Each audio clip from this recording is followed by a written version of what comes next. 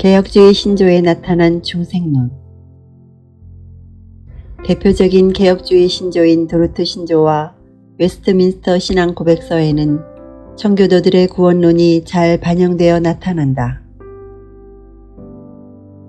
1. 도르트 신조. 도르트 신조는 하이델베르크 요리문답과 함께 화란개혁교회의 교리 고백서이며 미국에 있는 화란계의 개혁교회의 고백서이다. 도르트 신조의 구원론 부분에 관련된 부분을 살펴보자. 제3사교리, 인간의 타락, 그리고 하나님께로의 회심과 그 방법. 제1조와 2조는 인간의 타락을 논하고 제3조에서는 구원에 있어서 인간의 전적인 무능력을 논했다. 그러므로 모든 사람은 죄 가운데서 잉태되었으므로 본질상 진노의 자식이요 구원할 만한 어떠한 선도 행할 수 없이 악으로 기울어져 죄 가운데서 죽는 죄의 노예이다. 따라서 중생케 하시는 성령의 은혜가 없이는 하나님께로 돌아와 자기 본성의 부패함을 개혁할 수도 없고 이것을 바랄 수도 없으며 할 수 있는 능력도 가지지 못한다. 제11조에서는 하나님께서 어떻게 회심을 이루시는지를 말한다.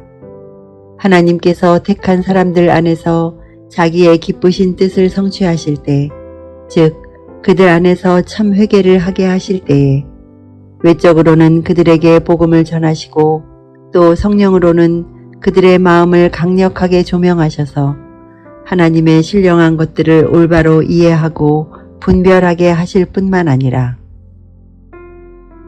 중생케 하시는 동일한 성령의 효력으로 사람의 가장 깊은 곳까지 어루만져 다친 것을 여시고 굳어진 마음을 부드럽게 하시고 할례받지 못한 것을 할례받게 하시고 지금까지 죽어있던 의지를 살려서 새로운 의지를 갖게 하여 악함과 불순종과 완고함에서부터 돌아서서 선하고 순종하고 온순하게 하시고 또 활기차고 강하게 하여 마치 좋은 나무처럼 좋은 행실의 열매를 맺게 하신다. 제12조는 중생의 초자연적 성격을 말한다.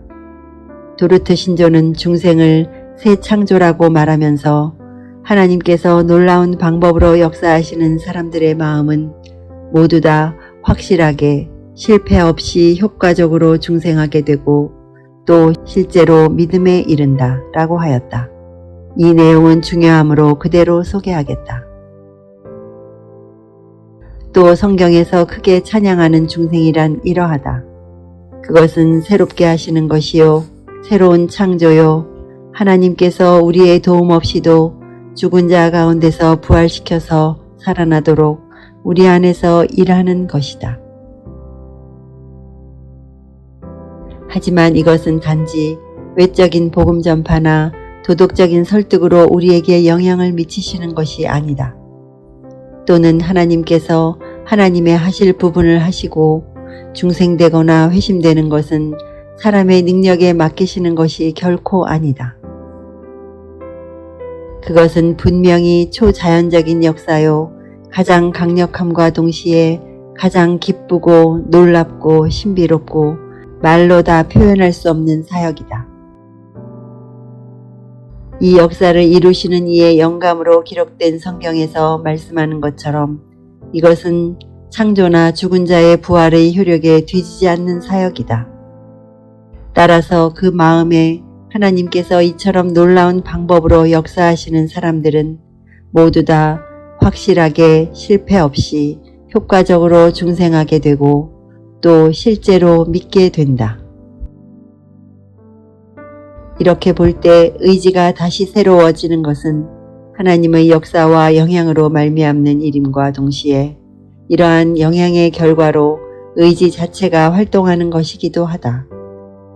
그러므로 사람은 받은 은혜에 따라서 그 자신이 믿고 회개를 해야 한다고 말하는 것 역시 옳은 말이다. 제14조는 하나님께서 구원 얻는 믿음을 주시는 방식에 대해서 말하고 있다. 믿음이 하나님의 선물로 여겨지는 것은 하나님께서 사람에게 자기들 좋을 대로 받아들이든지 거절하든지 하도록 주신 것이 아니라 사람에게 실체적으로 넣어주시고 불어넣으셨으며 주입을 시키셨기 때문이다. 도르트 신조의 중생론은 윌리엄 에임즈의 신학 정수의 중생론과 같다. 에임즈는 도르트 총회의 정식 대표가 아니라 참관인으로 출석했으나 고마루스 다음으로 깊은 영향을 끼쳤다. 에임즈는 부르심, 회심, 중생을 모두 같은 것으로 보았다. 이러한 영접으로 인해 부르심은 회심이라고 불립니다. 하나님의 부르심에 순종하는 모든 자들은 완전히 죄에서 은혜로 방향 전환하고 세상을 따르는 삶에서 방향 전환하여 그리스도 안에 있는 하나님을 따르게 됩니다. 이는 또한 중생 혹은 새 생명의 시작, 새 창조, 새로운 피조물이라고 불립니다. 성경에서도 자주 이와 같이 기록되어 있습니다. 엄밀히 말하면 복음이 제시되는 것 자체가 부르심이라고 할 수 있습니다. 왜냐하면 하나님께서 인간들을 효과적으로 초청하고 그리스도께로 이끄시기 때문입니다. 이상 살펴본 도르트 총회의 가르침은 개혁 신학 전통의 발전에 중요한 역할을 감당했다. 다음 2, 3세기 동안 개혁교회 안에서 중생의 가르침이 나아가는 방향을 정했다.